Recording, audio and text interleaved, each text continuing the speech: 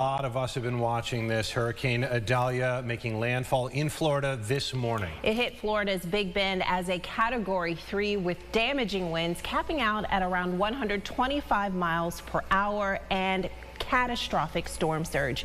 Streets in a number of counties are submerged. The power went out in more than 500,000 homes and businesses across Florida. By midday, we're told about half of the customers had lights back on.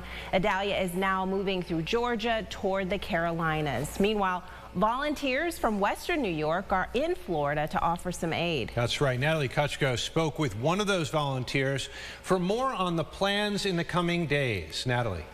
Well, Adam, Teresa, about a half dozen volunteers from the region here in western New York are stationed in parts of Florida now, with more of them expected on the way. Now, one of them is currently staying in Tallahassee, a shelter-in-place situation, and does plan to help the hardest hit areas of the state.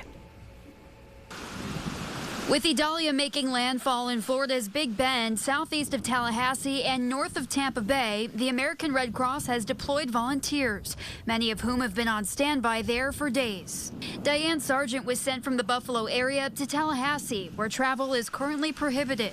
Nobody's moving anywhere. There's, of course, all the wind and the rain that has come and is still coming to an extent, but now they're calling for flash flooding, so they don't want anybody out in the roads right now. Joe Augustinelli is from Greece and has lived in Clearwater the last few years. That area was fortunate, but surrounding towns, he says, are a different story. I know around us, not everybody's as lucky as we are here.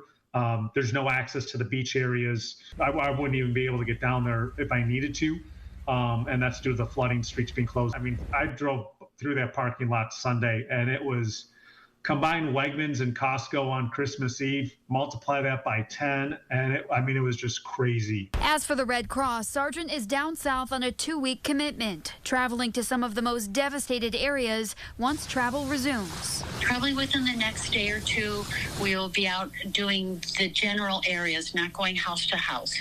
Do the general area. Where's the greatest need? Where do we need to get the food trucks out there? Is food in different sites that have been pre-planned. Depending on the need, I will stay as long as they need me. And in the meantime, the Red Cross does remain in need of travel volunteers. They still have a whole group in Maui assisting with the wildfires as well. Those interested in giving their time are asked to visit redcross.org. In the studio, Natalie Kuchko, News 8.